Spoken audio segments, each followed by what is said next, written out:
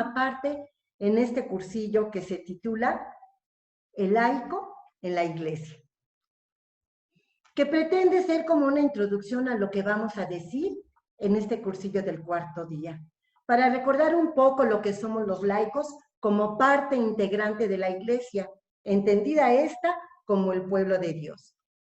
Conviene que hablemos de lo que ha sido a través de la historia formar parte de la institución creada por el mismo Jesucristo como sacramento de salvación, de tal manera que podamos ubicarnos tal vez con mayor acierto como miembros más importantes dentro de ella. Y sin más preámbulo, empiezo haciéndoles una pregunta. ¿Quiénes son integrantes del pueblo de Dios? Por institución divina, la Iglesia está integrada por laicos y clérigos. Recordemos un poco quiénes son los clérigos.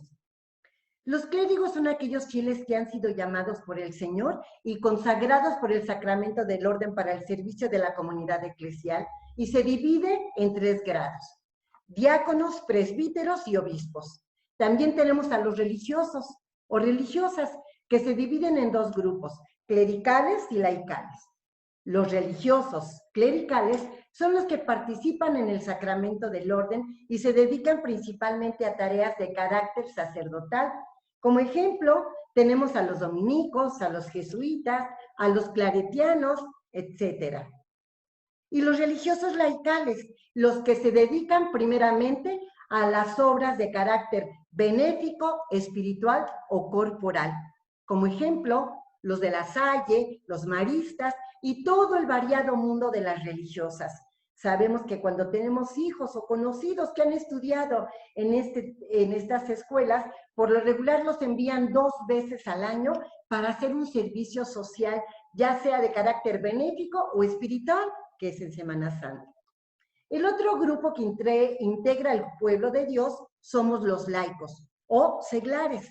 Somos nosotros, los que por el bautismo fuimos incorporados a Cristo, constituidos en pueblo de Dios y hechos partícipes de manera propia de la función sacerdotal, profética y real de Cristo, y que seguimos viviendo en medio del mundo, tanto de los negocios o actividades temporales, en las condiciones ordinarias y corrientes de la vida familiar y social. Muy bien, hermanos, ya recordamos quiénes integran el pueblo de Dios. Ahora les hago otra pregunta. ¿Qué importancia tienen los laicos en la iglesia? Numéricamente hablando, somos la inmensa mayoría del pueblo de Dios.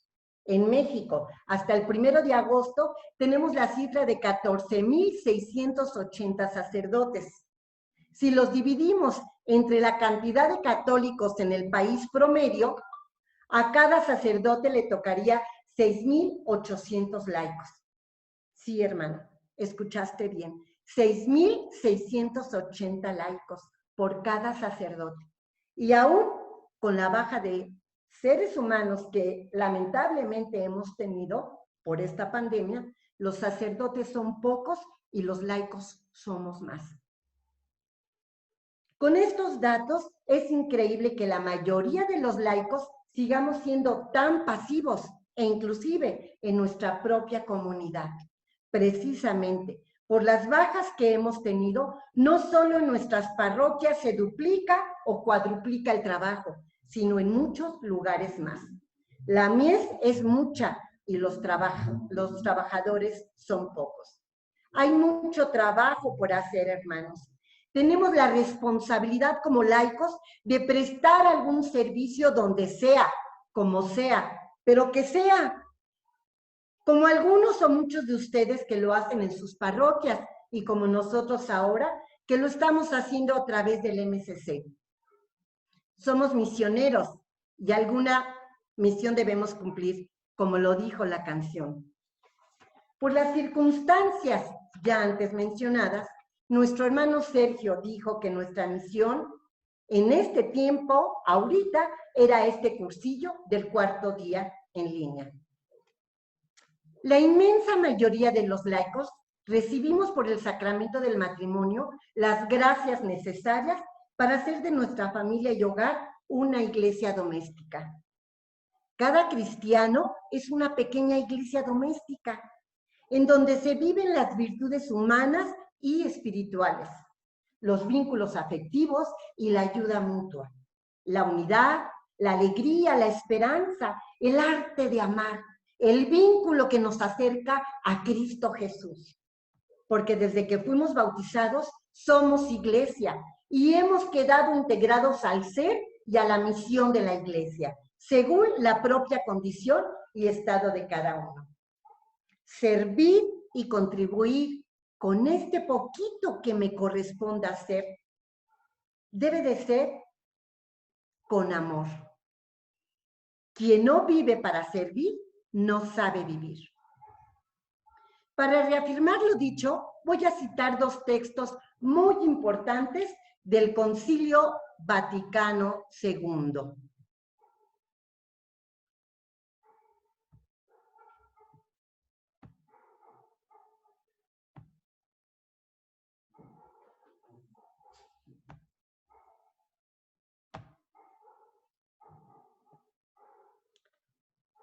Y dice así, la Iglesia ha nacido con este fin: propagar el reino de Cristo en toda la tierra, para gloria del Dios Padre, y hacer así a todos los hombres partícipes de la redención salvadora, y por medio de ellos ordenar realmente todo el universo hacia Cristo. Toda la actividad del cuerpo místico dirigida a este fin recibe el nombre de apostolado, el cual la Iglesia lo ejerce por obra de todos sus miembros, aunque de diversas maneras. El segundo texto a citar es de la Constitución Dogmática sobre la Iglesia, que dice así: los pastores saben que no han sido instituidos por Cristo para asumir por sí solos la misión salvífica de la Iglesia en el mundo, sino que su eminente función consiste en apacentar a los fieles y reconocer sus servicios y carismas de tal manera que todos, a su modo, cooperen unánimemente a la obra común. En este decreto, hermanos,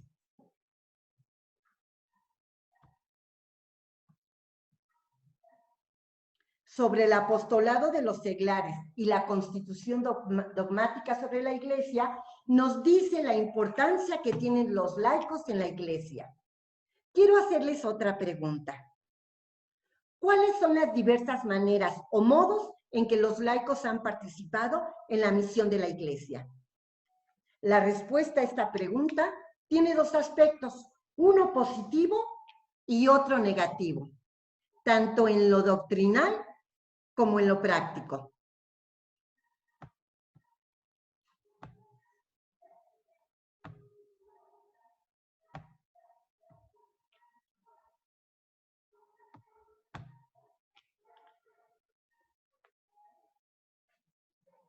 La participación de los laicos en la obra eclesial la tenemos en la etapa del Nuevo Testamento, en tiempos posapostólicos, en la época constantiniana o de cristiandad, en la época moderna y en la época contemporánea. ¿Cómo fue la participación de los laicos en el Nuevo Testamento? Bueno, Cristo ya desde el inicio de su ministerio se hace seguir de un grupo numeroso de discípulos, que fueron los 70. De entre ellos, escoge únicamente a 12. De entre ellos están esos 12 apóstoles. Y estos, hasta su consagración sacerdotal en la última cena, son laicos. Estos laicos acompañan a Jesús en todo momento. A unos y a otros, como laicos, Jesús los envía a predicar y a hacer maravillas en su nombre. El Evangelio habla también de las santas mujeres que socorrían a Jesús y a sus colaboradores, e inclusive con sus bienes. Por ejemplo, tenemos a María de Cleofas, que junto con María Magdalena, al amanecer del día de Pascua, se dirigieron al sepulcro del Señor para ungir su cuerpo. María de Cleofas, madre de Judas Tadeo, Santiago el Menor, Simón y José, ella fue una de las primeras en adherirse a la doctrina de Jesús. Estuvo presente en la crucifixión de Cristo. María, llamada la Magdalena, de la que habían salido 7 demonios. Otra santa mujer tenemos a Salomé, seguidora de Jesús, madre de los hijos de Zebedeo, Santiago y Juan el Evangelista. ¿La recuerdan? Señor, que uno de mis hijos esté a tu derecha y el otro a la izquierda. En Pentecostés, después de Pascua, era una de las principales fiestas judías. El libro de los Hechos habla de una multitud que ha ido a la fiesta y que se convierte. Esta multitud integrada no solo por judíos, sino también por representantes de todas las naciones son laicos. Todos ellos son laicos convertidos por la predicación de Pedro. Regresan a sus casas pregonando que Dios ha hecho Señor y Cristo a este Jesús. Los apóstoles asocian a su obra evangelizadora a los laicos, sobre todo a San Pablo, nuestro patrono en cursillos. Voy a citar algunos ejemplos. Tenemos a Apolo. Apolo es judío alejandrino.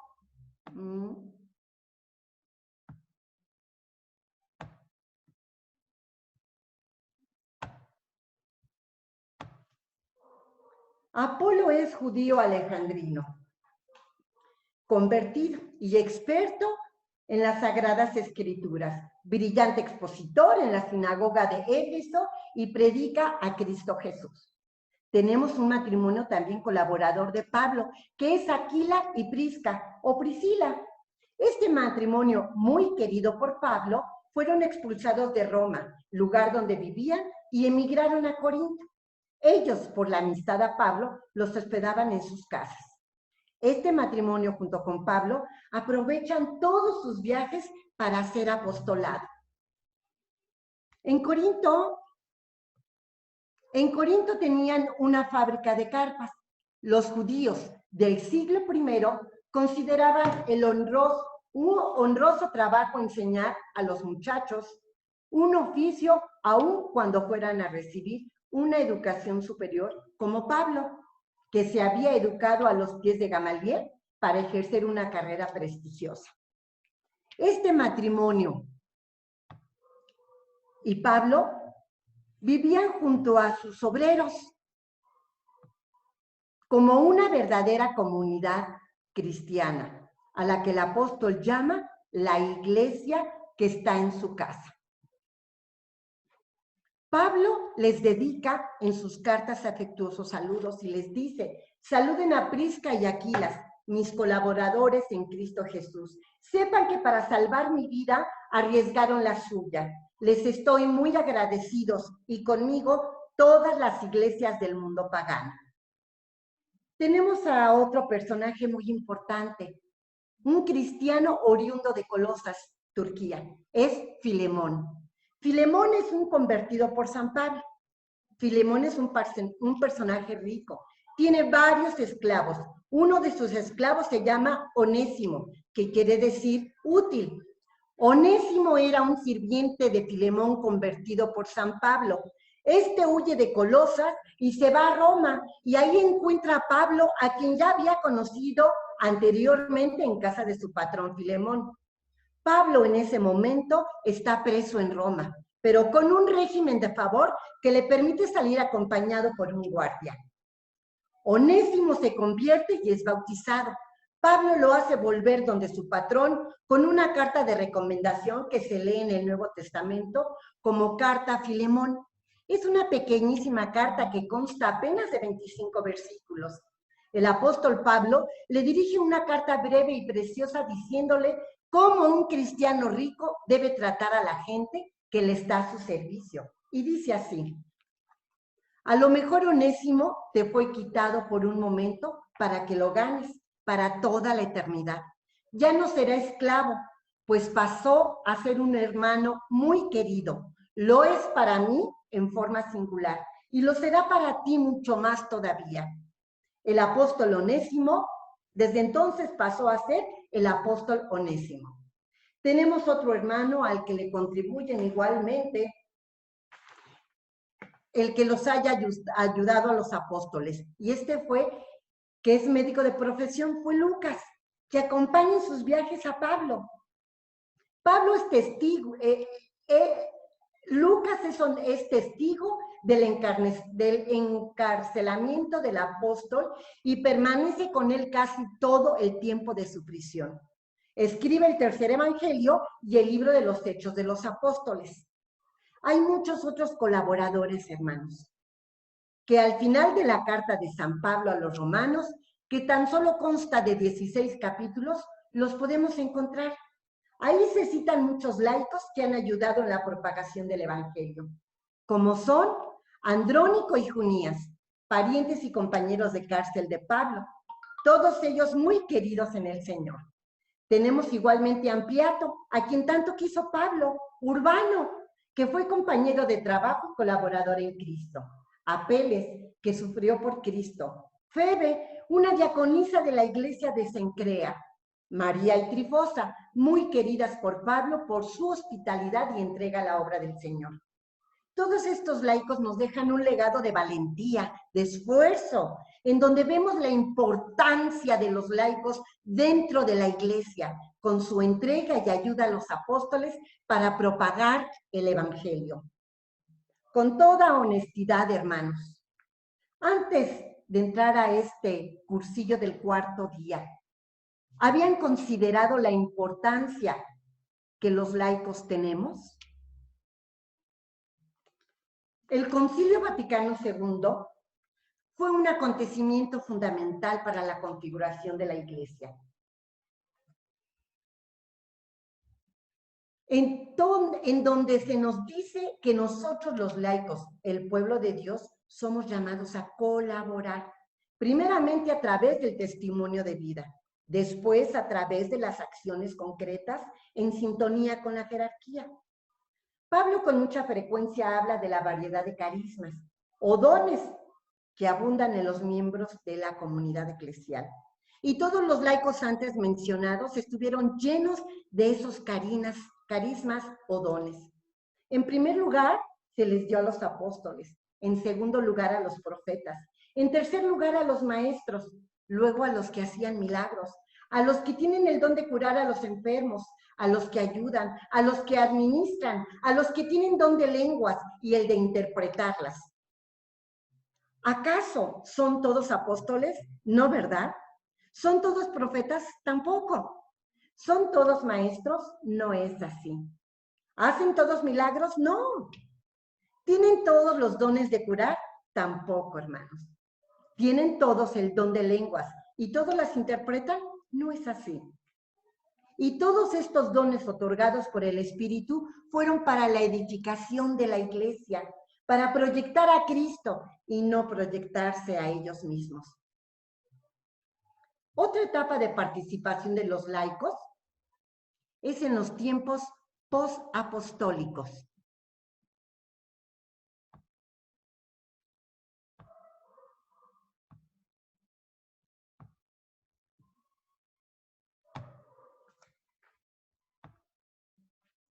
Tiempos posapostólicos.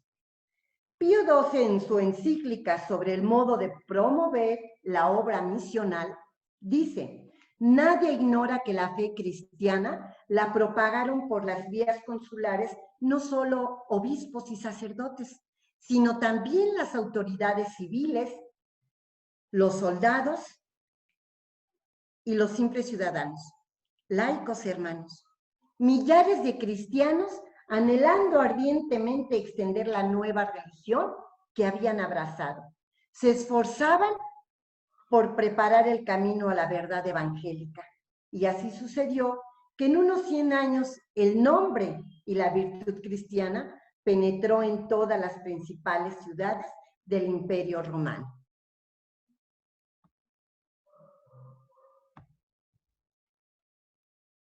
La participación de laicos sigue apareciendo en todos los campos, como con los famosos también, Ustedes conocen y recuerdan, tal vez sean seguidores, del padre Luis Toro o del padre Carlos Cancelado, ¿verdad?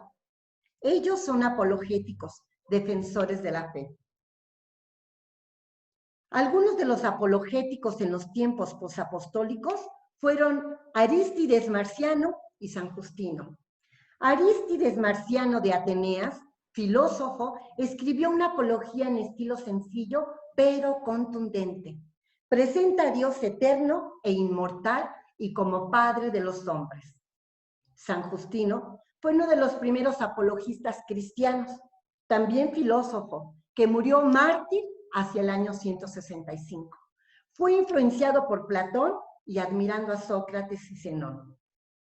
Justino, que era amante de la verdad, se hizo cristiano muy fervoroso, lleno de ardor para ganar almas para Cristo. En su segunda apología, escribe la fortaleza y la constancia con que los cristianos confesaban su fe ante los tiranos y morían mártires. Tanto las apologías de Justino como el escrito llamado Diálogo con el judío Trifón son sus obras más reconocidas. En esta última escrito, Diálogo con el judío Trifón, menciona cómo los judíos y paganos persiguieron por todos lados a los cristianos. Dice San Justino, no nos dejan la vida, nos la arrebatan, se nos degüella, se nos crucifica, se nos entrega a las fieras, se nos atormenta con las cadenas, con el fuego, con los suplicios más horribles. Otra participación de los laicos fueron los cónsules, como Acilio Glabrione y Tito Flavio Clemente, que murieron mártires en el año 95. También tenemos oficiales del ejército, como Sebastián, que nació en Milán y murió mártir en la persecución de Diocleciano. Fue nuestro primer mártir. Se dice que sus propios compañeros oficiales fueron los que lo martirizaron. Tenemos también a jóvenes como Tarciso, que fue lapidado a finales del tercer siglo por no permitir la profanación de la Eucaristía. Hermanos, hay una epístola o discurso a Diogneto. Diogneto es una obra de la apología cristiana. Esta obra pasó desapercibida durante 1200 años.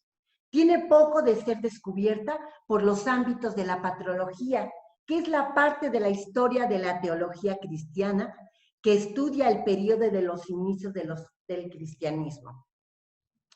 Esta carta a Diogneto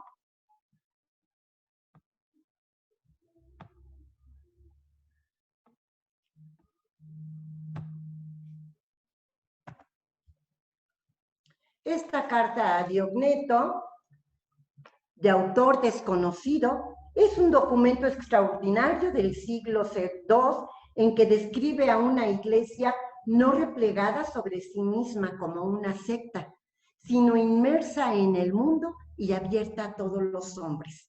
De esta carta es la frase que recoge el Vaticano II y dice: lo que es el alma al cuerpo, esos son los cristianos en el mundo.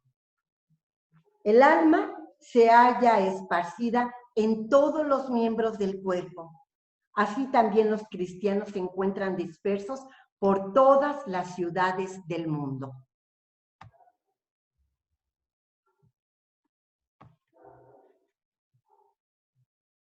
Esta epístola habla de la forma de vida ejemplar de los seguidores de Cristo. Describe el cómo eran los cristianos perseguidos y se lee: sufren la deshonra y ello les sirve de gloria. Sufren detrimento en su fama y ello atestigua su justicia. Son maldecidos y bendicen.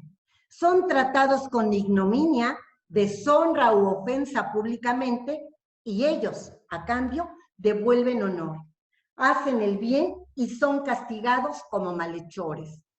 Y al ser castigados a muerte, se alegran como si se les diera la vida. Esto es solo un fragmento de la literatura cristiana de singular belleza y elegancia.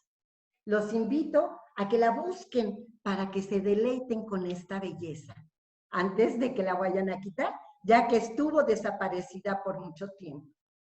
Otra participación de laicos famosos es la de Tertuliano, que fue un escritor eclesiástico del siglo II y III. A finales del segundo siglo escribió contra los paganos y dijo: nosotros los cristianos no vivimos al margen de este mundo. Frecuentamos con vosotros los mercados, el foro, los talleres, los baños, las tiendas, las plazas públicas. Nosotros somos marineros, soldados, agricultores, comerciantes. Nosotros ponemos a vuestro servicio nuestro trabajo y nuestra industria. Esta es una apología contra gentiles completamente. Sin pretenderlo, Tertuliano estaba anunciando el campo propio de los laicos. Durante todo este tiempo, la Iglesia es una comunidad unida, que quiere ser fermento del mundo ya abiertamente, ya no en forma clandestina como las persecuciones en que numerosos laicos sufren el martirio y rivalización con los obispos y presbíteros en proclamar a Cristo como Dios y Señor con su palabra. Y con su ejemplo, tenemos la participación de laicos para la propagación del Evangelio. Todo este trabajo que tuvieron los laicos en los primeros siglos, toda esa entrega que tuvieron, todo ese martirio, no debió haber sido nada fácil, hermanos. Saber que iban a ser devorados por los leones o ser condenados a muerte, lapidada, hombres, mujeres, ancianos, niños, familias completas, qué fortaleza y qué valor tuvieron estos laicos para no negar su cristianismo. Solo el Espíritu de Dios debió haberlos fortalecido, no hay más. Como el valor que tuvo la Verónica al enjugar el rostro de Cristo, metiéndose entre la muchedumbre sin importar que podía haber sido apresada por los soldados. Estamos hablando de la participación de los laicos en las diferentes épocas. En la época constantiniana o de cristiandad, a principios del siglo IV, se convierte al cristianismo el emperador Constantino el Grande y, con el Edicto de Milán, en el año 313, otorga la libertad de culto para los cristianos. La Iglesia adquiere ciudadanía y libertad de acción en todo el imperio. Esto que privilegia a los cristianos trae también sus desventajas, que afecta no poco la condición de los laicos. La Iglesia se organiza con sus luces y sombras, como sociedad divina y humana, organización que se prolongó hasta nuestros días. Por ejemplo, en el orden jurídico aparecieron 3 clases de cristianos: los clérigos, los monjes y los laicos o seglares. Los clérigos, obispos y presbíteros asumieron la jefatura en la Iglesia, o sea, la jerarquía, y los laicos eran los gobernados o dirigidos. En el orden de la salud, los clérigos y monjes eran los espirituales y los laicos los carnales. El monje, sobre todo, era el modelo de perfección evangélica por su vida celibataria, o sea, de castidad, y por su despojo a los bienes temporales, la pobreza. El laico se integrará en el grupo de los carnales, o sea, que podía casarse, poseer bienes materiales, cultivar la tierra, etc. En la liturgia, que debía ser centro de comunión, el presbiterio se separa del laicado hasta en lugares diferentes en los templos. Laicos abajo, más de 3 escalones hacia arriba, está el presbiterio. Los laicos dejan de entender en latín en que se celebraban las funciones sagradas y se convierten en meros espectadores en la liturgia. Como ejemplo tenemos la misa de espaldas al pueblo. Mientras el pueblo estaba viendo eso, ellos rezaban el rosario. En el orden del saber, igualmente la cultura es patrimonio casi exclusiva de los clérigos, sobre todo en Occidente. Los clérigos, Monjes principalmente son los letrados, los cultos. Los laicos son los iletrados, dedicados a las armas, a la agricultura, a la artesanía y a otros oficios temporales. Esta diferencia entre clérigos y monjes por un lado y laicos o seglares por otro va acrecentándose cada vez más, sobre todo en el campo de la cultura. Por todo esto, el laico respecto de la Iglesia se torna cada vez más pasivo. El quehacer eclesial, en cuanto tal, queda en manos de los clérigos o rectores de la Iglesia.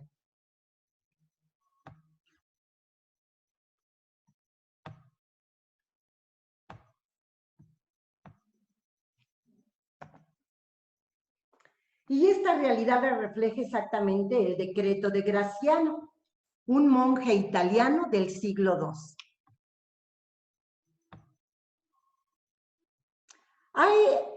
Hay dos géneros, dice el decreto. Hay dos géneros de cristianos.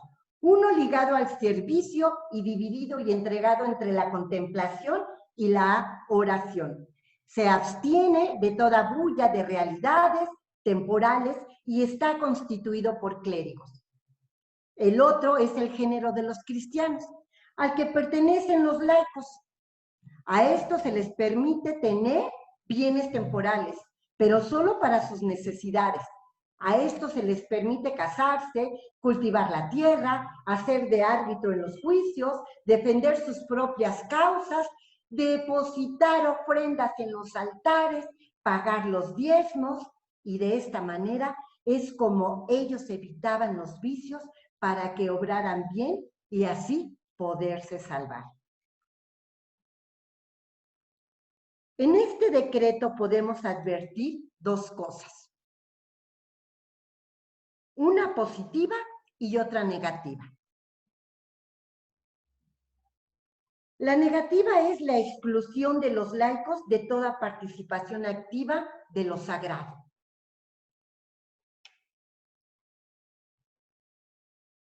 Todo esto era reservado a los clérigos y monjes. Y la otra era la positiva, en donde se afirmaba la función específica de los laicos, su relación con las realidades mundanas. Otra etapa de la participación de los laicos es la época moderna. En la Edad Moderna, en que la Iglesia lo era todo y en la Iglesia todo lo era la jerarquía y las órdenes religiosas. Entonces sucede la Edad Moderna, el período antropocéntrico. La filosofía se aparta de la teología, la ciencia de la religión. Nace y crece el humanismo, el laicismo, el racionalismo y la secularización. El mundo laical se va autoafirmando frente a la Iglesia. Se da la autonomía en lo político, autonomía del pensamiento filosófico científico, y la autonomía moral, o sea, la ética racionalista. La Iglesia se encuentra delante de un mundo que se construye independientemente de ella. Y la misma palabra laico pasa a ser sinónimo de antieclesial o antirreligioso. En el campo cristiano sucede el cisma de Occidente con la separación de Lutero a la cabeza, con todas sus consecuencias teológicas eclesiales.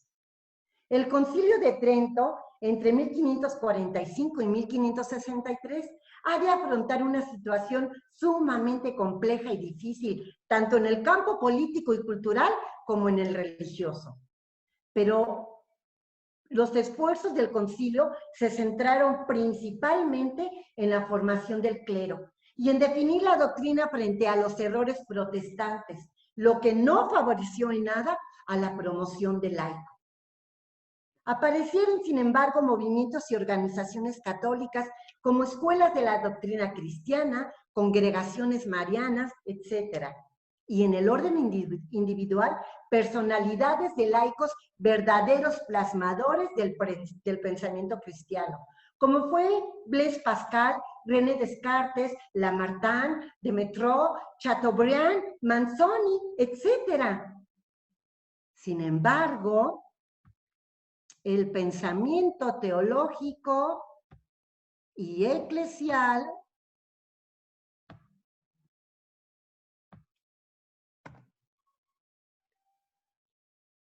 Sin embargo, el pensamiento teológico y eclesial sobre el laico sigue siendo muy pobre y lo revela este texto pontificio de León XIII, en donde dice: consta y es manifiesto que hay en la Iglesia dos órdenes muy distintas por naturaleza, los pastores y el rebaño, es decir, los jefes y el pueblo.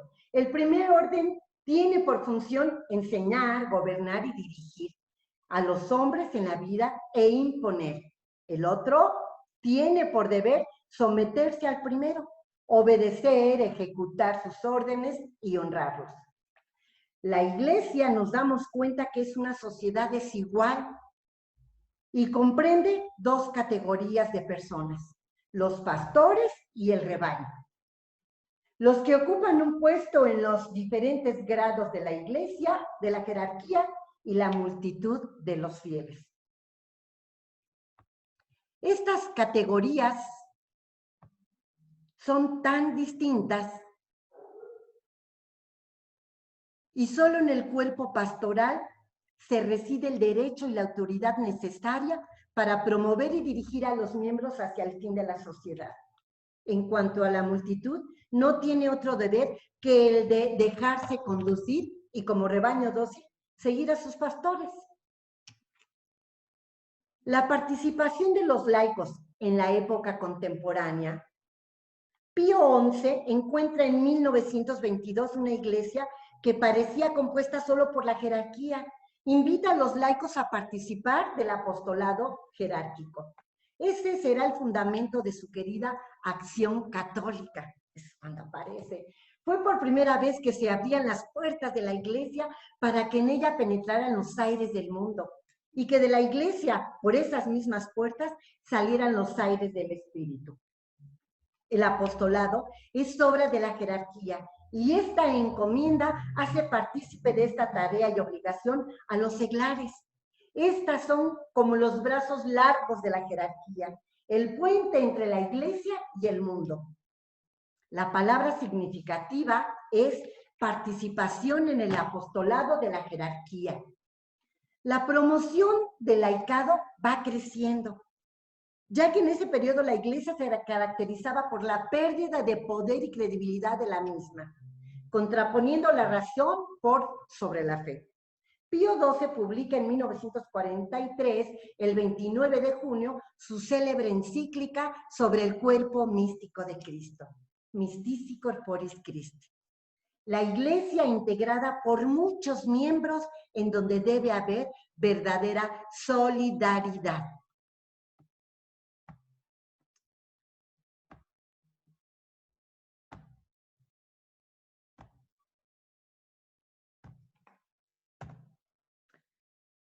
Cambia el término de participación por el de colaboración y dice textualmente: los seglares prestan su colaboración a la jerarquía eclesial para dilatar el reino del divino Redentor. La expresión colaboración da a entender que los laicos tienen algo que aportar a la jerarquía para el servicio del reino. Años más tarde, Juan XXIII, el Papa que inicia el concilio, abre una ventana al mundo. Hablará de cooperación entre la jerarquía y el laicado. Es decir, que cada uno debe aportar lo propio, ejerciendo en la iglesia el apostolado con características peculiares y complementarias. Durante estos años, los teólogos avanzan en el pensamiento sobre el ser y el quehacer de los laicos en la iglesia. Y ocupa un lugar de relieve en este aspecto la obra del teólogo Congar Ives, fraile dominico y teólogo católico, prisionero en los campos de concentración en la Segunda Guerra Mundial. Fue uno de los artífices intelectuales del Concilio Vaticano II. Su obra titulada Jalones para una teología del laicado influyó no poco en los movimientos de apostolado laical y en la mentalización previa al Concilio Vaticano II. Juan XXIII le encomendó a Congar trabajos en los documentos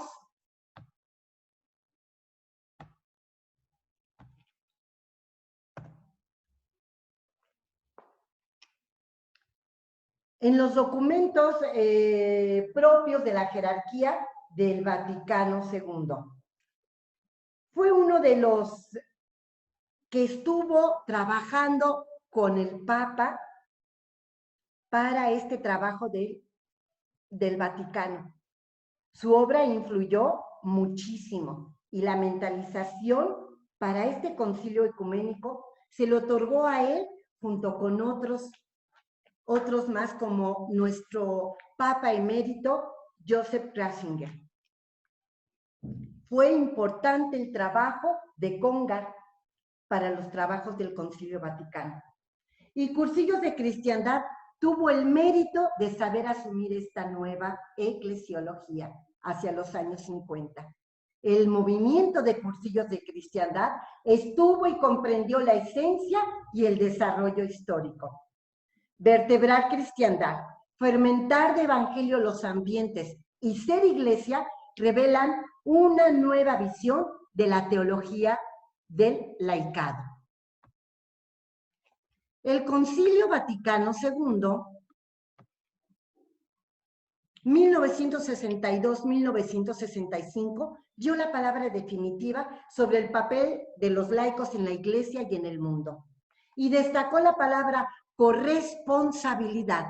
Ya no solo participación, colaboración, cooperación, todos los miembros del pueblo de Dios son corresponsables del ser y del hacer de la iglesia, como miembros vivos de un mismo cuerpo. Textualmente dice el concilio: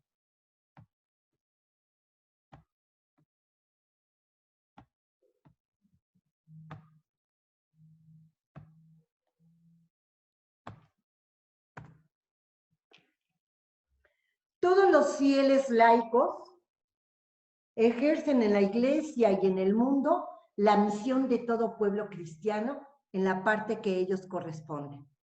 La exhortación del Papa Juan Pablo II sobre la vocación y misión de los laicos en la iglesia y en el mundo reafirma: en razón de la común dignidad bautismal, el fiel laico es corresponsable junto con los ministros ordenados y con las religiosas de la misión de la iglesia. El fundamento de esta corresponsabilidad radica en la nueva visión de la iglesia asumida por el Vaticano II, Constitución dogmática sobre la iglesia.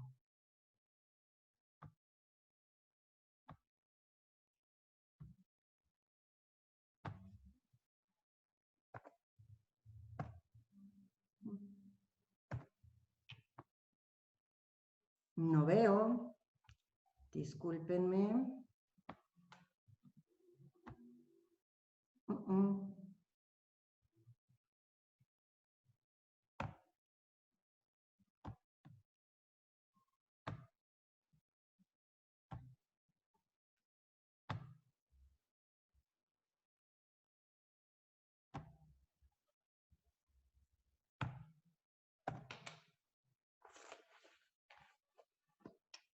Y dice así: la iglesia no es como una sociedad desigual, sino como misterio de comunión, como un pueblo reunido en virtud de la unidad del Padre, del Hijo y del Espíritu Santo.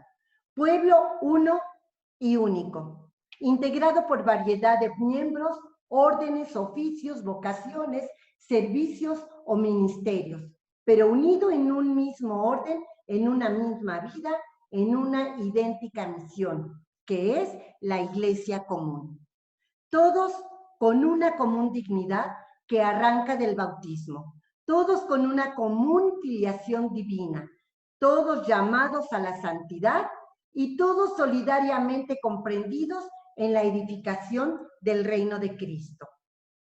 Todo esto es unidos a la diversidad. ¿Y cómo vivir esta realidad, hermanos? Bueno, iguales en lo fundamental y diferentes en la modalidad. Es decir, cada uno según su propia vocación, condición o estado. Esta es una nueva modalidad de la que todos estamos experimentando. Ahora es virtual, pronto saldremos de esto. Mientras tanto, sigamos disfrutando de lo que se presenta ahora. No nos vaya a suceder lo que a Marta, que turbada por la presencia del Señor, no se quedó con la mejor parte, como María. Que nuestra preocupación no sea lo virtual, y que por eso renunciemos a que sigamos en este cursillo del cuarto día o que seamos indiferentes posteriormente a nuestro compromiso bautismal. Disfrutemos del regalo que Dios nos da a través de su Santo Espíritu. Dios es omnipresente, omnipotente y omnisciente. Por eso, ningún cristiano puede renunciar o ser indiferente a sus compromisos bautismales. Doy gracias a Dios que me llamó a pesar de mis grandes fallas humanas para compartir este rollo tan interesante que es el origen del cristianismo. Mi vocación, tu vocación, nuestra vocación por naturaleza es el servicio, no el ocio. Ayudar a otros es un privilegio. Nuestro protagonismo laical es muy importante para la renovación del tejido social. Es el mejor legado que podemos dejar a quienes nos preceden. Es estar llenarnos de paz cuando terminamos de dar la palabra de Dios, que con palabra y testimonio se logra. Así como ningún clérigo consciente de su función puede prescindir o menospreciar la misión de los laicos en la iglesia y en el mundo, pues es algo que arranca de la misma entraña de su vocación cristiana. Dice el concilio: